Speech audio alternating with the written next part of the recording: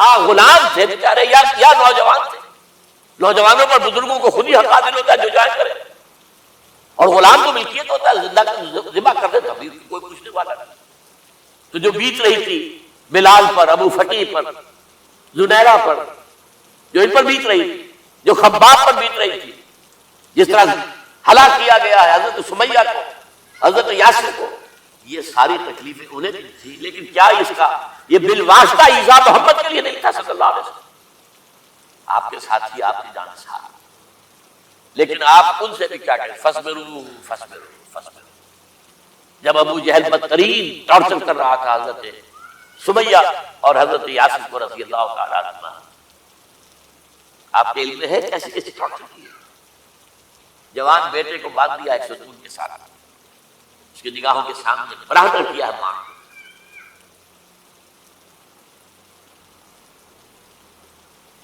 ہاتھ میں ایک مورتی ہے. جب تنگ آ گیا, ستا کر تنگ کر کے مار مار کے حضرت سمیہ کے سے مس نہیں ہو رہی. کہتا ہے تم ایک دفعہ کہہ دو سمیہ کہ ہاں اس مورتی میں بھی کچھ ہے, میں تمہیں چھوڑ دوں.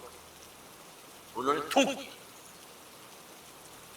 برچھا مارا شرمگاہ کے.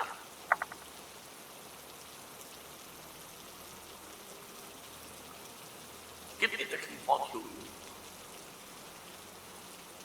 لیکن آپ گزر رہے اس پر یا آل یاسر فإن موعدکم الجنہ. اے یاسر کے گھر والوں سن لو, تمہارے استقبال کی تیاریاں ہو رہی ہیں. یہ سیرت بھی بناتا سناتا ہے. یہ سیرت یاسر کے ساتھ کیا کیا ہے, 4 اونٹ نر شان, اور ان کے ساتھ رسے باندھ کر ایک رسے سے ان کا ایک بازو باندھا, ایک سے دوسرا بازو, ایک سے ایک کان, دوسرے سے دوسری کان. انہیں دوڑایا ہے کہ پرکھتے ہو جیسے. یہ دین ایسے ہی قائم نہیں ہوا. عدل و انصاف کا نظام ٹھنڈے ٹھنڈے قائم نہیں, گھر میں آرام سے بیٹھے ہوئے قائم نہیں.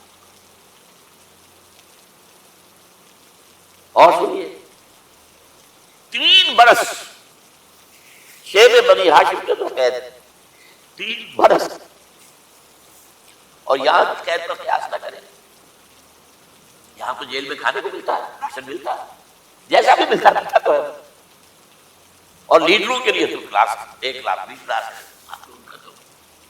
لیڈر تو لوگ جب آتے ہیں جیل کاٹنے معلوم ہوتا ہے کہ شاید کسی صحت افزا مقام سے تشریف لا رہا. وہاں کیا تھا, ٹوٹلی بائیکاٹ. ایک گھاٹی, ادھر پہاڑ ادھر پہاڑ, دونوں طرف جو ہے پہرے, کوئی کھانے پینے کی چیز اندر نہیں جائے گی.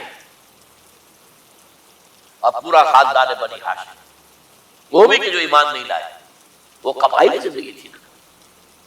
بنو ہاشم کیونکہ حضور کو پشت پناہی چھوڑنے کو تیار نہیں ہوئے, ابو طالب نے آخری وقت تک بھی ساتھ نہیں چھوڑا. ہاں آخری وقت کے قریب ایک بات ہو گئی. ایک مرتبہ تو ہوا کہ وفد آیا ہے قریش کا کہ اپنے بھتیجے کو روک لو, وہ ہمارے معبودوں کی توہین کر رہا ہے. ابو طالب نے بلایا اور آپ سے کہا کہ یہ اپنے رویے کو بدلے. آپ نے فرمایا کہ چاچا اب تو چاہیے میرے ایک ہاتھ پر سورج اور دوسرے پر چاند رکھنے میں اپنے اس مشن کو چھوڑ دوں. یہ ہے استقامت. اور ابو طالب کے ہیں انتقال کے وقت ہوا ہوگا جب وفد آیا ہے کہ ٹھیک ہے اب ہمارا جو ہے صبر کا پیمانہ لبریز ہو گیا ہے, اب ٹھیک ہے آ جاؤ میدان میں, تم ساتھ چھوڑنے کو تیار نہیں. ابو طالب نے بلایا, بھتیجے مجھ پر اتنا بوجھ نہ ڈالو جو میں برداشت نہ کر سکوں.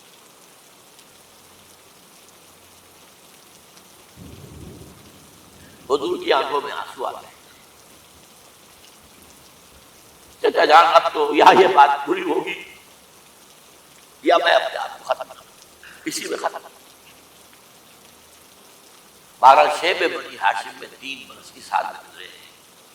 ٹوٹل بائیکاٹ, کوئی کھانے پینے کی. کچھ لوگ تھے شریف النفس, مثلا حکیم بن حزام تھے رضی اللہ تعالیٰ, اور بعد میں ایمان لے آئے. حضرت خدیجہ کے وہ رشتے دار, وہ پہاڑ پر چڑھ کر ایک طرف سے رات کی تاریکی میں, دونوں دروازے تو بند ہیں, پہاڑ پر چڑھ کر چوٹی سے نیچے اتر کر کوئی چیز نہیں کھانے پینے کی تیاری نہیں، کوئی اور ایک آدھ ہوگا ایسا۔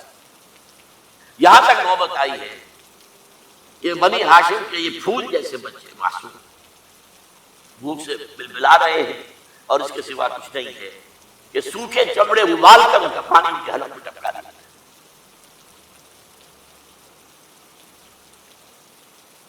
اور جو ہوا وادی طائف میں، جب مکے والوں نے فیصلہ کر لیا کہ اب ختم کر، ابو طالب بھی فوت ہو چکے، اب کوئی اندیشہ نہیں، کوئی خانہ جنگی شروع نہیں ہوگی، کوئی انٹرا ٹرائبل وار نہیں ہوگی، تو آپ طائف گئے، شاید وہاں کے 3 سردار تھے بڑے، اور یہ طائف اصل میں قریشی کا، سمجھیے کہ یہ ان کا گرمیوں کا یہ صحت افزا مقام تھا۔ یہ تمام جو سردار تھے مکے کے، ان کی جائیدادیں وہاں کی باغات تھے، اور وہاں کے بھی 3 سردار تھے، تو شاید ان میں سے کسی کو اللہ توفیق دے دے۔ وہاں گئے ہیں اور صرف ایک ساتھ ہے حضرت زید بن حارثہ، حضرت ابو بکر بھی ساتھ نہیں، سائے کی طرح ساتھ رہنے والا بھی ساتھ نہیں۔ وہاں جا کر جو آپ نے تینوں سے بات کی ہے، تینوں نے وہ باتیں کہی ہیں جو کلیجے کو چیر جائیں۔ تمہارے سوا کوئی اللہ کو نہیں ملا تھا رسول بنانے، جاؤ چلے جاؤ۔ ایک کہتا ہے فوراً چلے جاؤ یہاں سے، اس لیے کہ ہو سکتا ہے کہ تم سچے ہو تو کہیں میں تمہاری توہین نہ کروں، اور یہ بھی ہو سکتا ہے تم جھوٹے ہو تو جھوٹے کو نہیں لگانا چاہتا۔ 3 دن کی یہ سزا، اور اس میں کیا ہو رہا ہے، اسٹریٹ ارچنز جو کہلاتے ہیں ہمارے چوکنے گلیوں کی، انہیں اشارہ کر دیا ان کی خبر پر، اب وہ پتھراؤ کر رہا، جیسے ہمارے ہاں کوئی آ جاتا ہے، کوئی نیم پاگل یا کوئی اور کسی طرح کا مست قسم کا آدمی، اور اس کے اوپر چھوکرے چاروں طرف ہوں ستا رہے ہیں، یہ نقشہ تھا، اور طائف کی گلیاں تھی، اور محبوب رب العالمین تھے۔ ادھر سے پتھر آ رہے ہیں تو زید بن حارثہ رکاوٹ بن گئے، لیکن پیچھے سے آ رہے ہیں، وہ کیسے روکیں گے؟ پیچھے جاتے ہیں تو ادھر سے آ رہے ہیں، جسم لہو لہان ہے، خون رس رس کر زخموں سے جوتیوں میں آتے جم گیا ہے۔ پھر وہاں سے آپ نکل کر گئے ایک باغ میں، تھوڑی سی پناہ لی ہے تھوڑی دیر کے لیے، جوتے بڑی مشکل سے اترے ہیں، خون جمع ہوا، اور وہ جو پھر دعا نکلی ہے آپ کی، وہ کلیجے کو چیر جانے والی، اللہم الیک اشکو ضعف قوتی وقلت حیلتی وحوانی علی الناس، اے اللہ تیری جناب میں فریاد لے کر آیا، اپنی قوت کی کمی کا، اپنے وسائل کی کمی کا، اور لوگوں میں جو رسوائی ہو رہی ہے، الا من تکلنی الا بعید یتجہمنی او الا عدو ملکت امری، مجھے کس کے حوالہ کر